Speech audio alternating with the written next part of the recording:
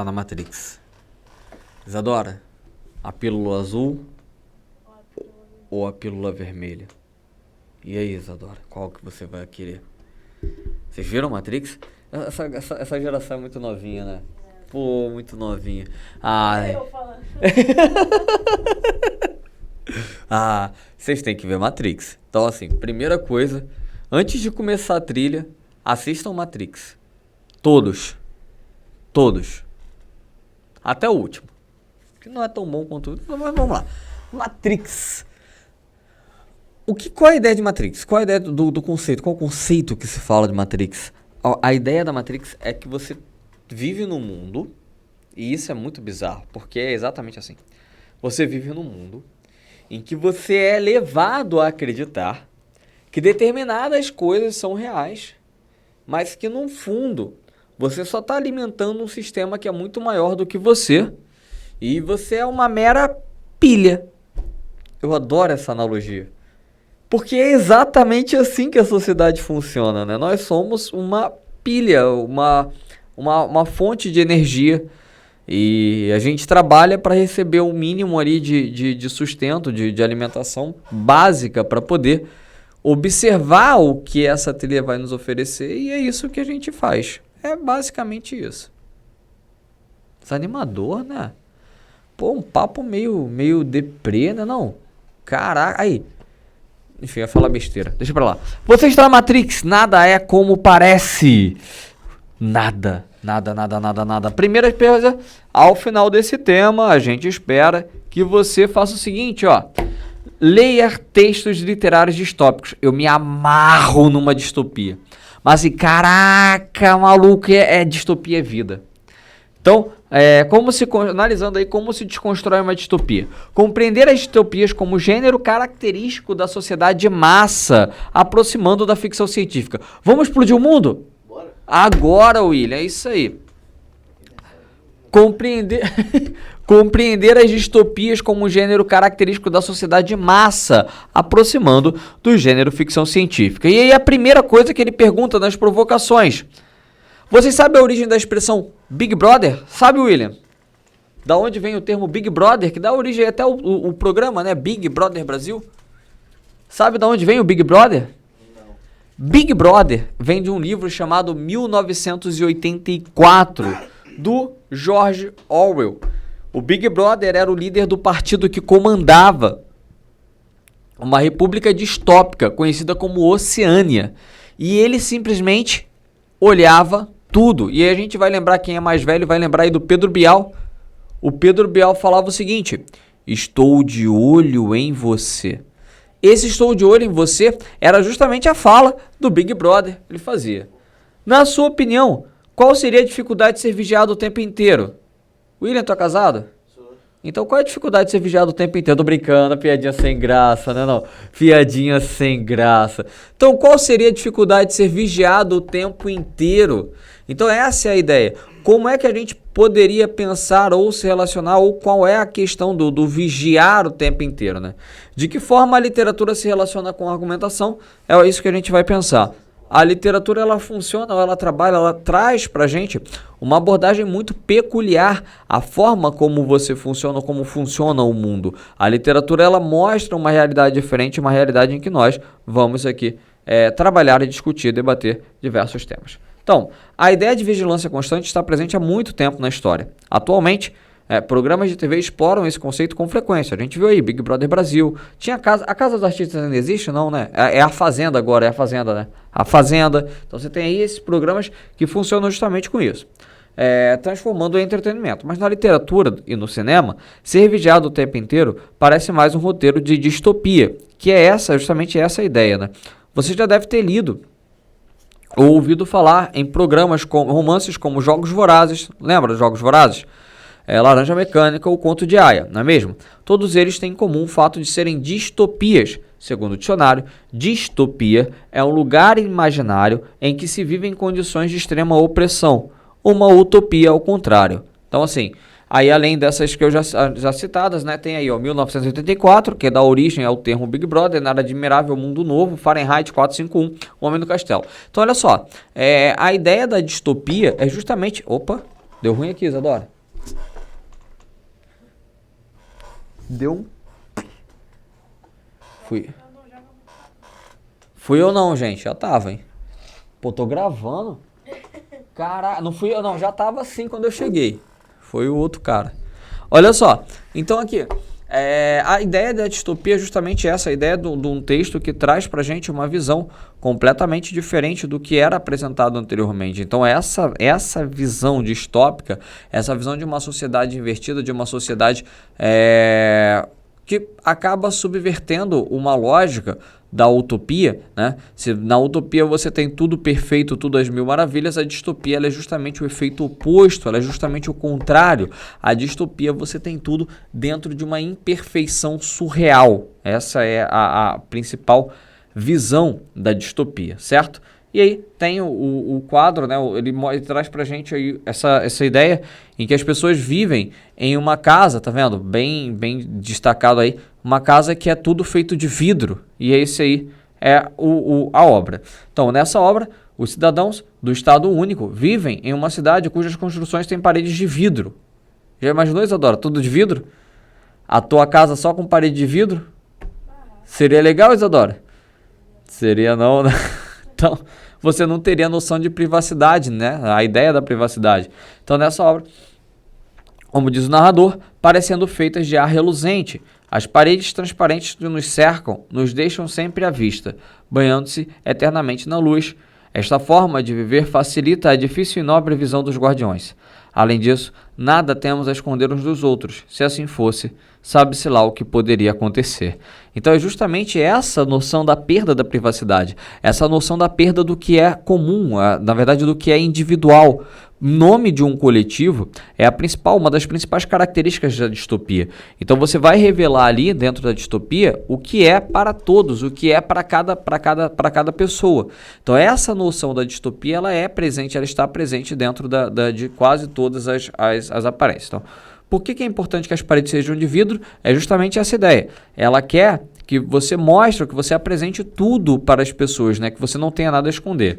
O que poderia acontecer se os cidadãos tivessem algo a esconder? E aí vem o grande medo, né? O grande medo de todo sistema totalitário é cair, é ser derrotado, é eclodir. E o sistema totalitário ele só pode eclodir se houver uma imposição, né? Cultural, popular, uma insurreição popular, quando o povo se rebela contra esse sistema.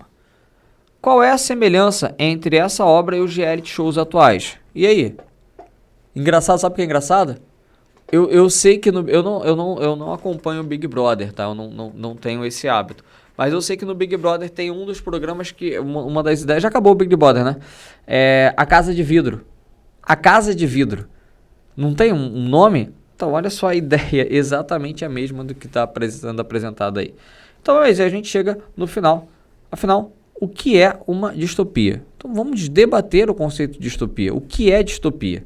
Então, inicialmente, vamos entender o que é uma utopia. Então, antes da gente falar da distopia, a gente vai entender o que é distopia. A utopia pode ser compreendida como uma ideia de civilização ideal, imaginária, perfeita e por isso inalcançável. A palavra distopia foi criada a partir dos termos gregos né, que tem conotação negativa, e topos, lugar, significando um não lugar, um lugar que não existe. Então, a utopia é um lugar imaginário, um lugar perfeito, é um lugar em que todas as coisas são como a gente gostaria que fosse, ou todas as coisas são perfeitas. E aí, o termo ele aparece pela primeira vez na obra aí de Thomas More, em 1516. Nessa obra, More tece críticas da sociedade real, em que vive e constrói uma ilha idealizada geograficamente indefinida, onde a sociedade aboliu a propriedade privada, a intolerância religiosa e todos vivem felizes em um ambiente justo e igualitário. A ideia de utopia pode referir-se a uma cidade, ao mundo, sendo possível no presente ou no futuro. Então, a utopia aí é justamente a construção de um lugar perfeito, de um lugar em que todas as pessoas vivem com máxima perfeição, né, e harmonia. Então, a distopia é o oposto disso. De que forma? Dessa forma. Se a utopia é uma arvorezinha bonitinha, a distopia é uma explosão atômica. É mais ou menos isso. Então, se na utopia você tem alguma visão positiva da realidade, da sociedade, do todo. Na distopia você tem a visão exatamente oposta, diametralmente oposta, beleza? Então a gente fala aqui, uma distopia que eu adoro, é 1984, do George Orwell. Então a distopia, também conhecida como anti-utopia, né, geralmente é caracterizada por totalitarismo e autoritarismo, e opressivo, de controle da sociedade. Em suas criações ficcionais, os autores retratam o futuro de uma maneira negativa, como um desenlace catastrófico para a humanidade, com uma sociedade oposta à utópica. Então aqui, por exemplo, em 1984, você tem 3 grandes nações, a Lestásia, a Eurásia e a Oceânia. O Winston, que é o personagem principal com a Júlia, eles vivem na Oceânia, que é a Inglaterra, o que seria hoje a Inglaterra, o norte da Europa e os Estados Unidos da América. Então, se você tem essas 3 nações, elas estão constantemente em guerra, uma com as outras. Então, imagina o sistema seguinte, elas sozinhas, elas não têm força para se derrubar, para se destruir. Nem se elas juntarem essas duas elas conseguem derrubar essa outra. Entende? Nem 2 contra 1 dá para derrubar. E elas vão alternando um sistema de guerra constante. Então, ora, a Eurásia e a Lestácia, elas se unem contra a Oceânia. Em outro momento, a Oceânia se une à Eurásia para combater a Lestácia. Em outro momento, está a Lestácia e Eurásia e Oceânia contra a Eurásia. Então, assim, elas estão constantemente em guerra. E só os membros do partido, que é partido com P, cujo líder é o Big Brother, o grande irmão, é que tem a noção exata ou o controle do que está acontecendo lá. E aí eles têm dentro da TV, o livro, só um detalhe, o livro foi escrito em 1948, por isso que é 1984, ele inverteu, entendeu? O 4 e o 8, virou 1904. Ele foi publicado em 49, mas ele foi escrito em 48. E lá em 1949, ele imaginou a televisão não só capaz de ouvir, de você assistir a TV, mas a televisão capaz de te ouvir. Então, era uma TV que passava o tempo inteiro o programa do governo, tipo Coreia do Norte. Opa, não posso falar Coreia do Norte nem China, né? O pessoal joga uma bomba aqui. Então, tipo Coreia do Norte, você só tinha programa do governo. Na Coreia do Norte é engraçado que eles mudam a notícia, assim. Eles mudam. Tipo, a Coreia do Norte foi eliminada nas oitavas de final. Na Coreia do Norte chegou à semifinal, mas foi roubada. É nesse nível. É bizarro. A Coreia do Norte é bizarro. Então a Coreia do Norte, foi lá na Coreia do Norte. Tem lá um programa do governo, é a mesma coisa. Só passa a estação do governo, só tem um canal do governo, né? E o Winston, ele é muito, muito maneiro porque ele trabalha no Ministério da Verdade. Qual é a função do Ministério da Verdade? Espalhar a mentira do governo.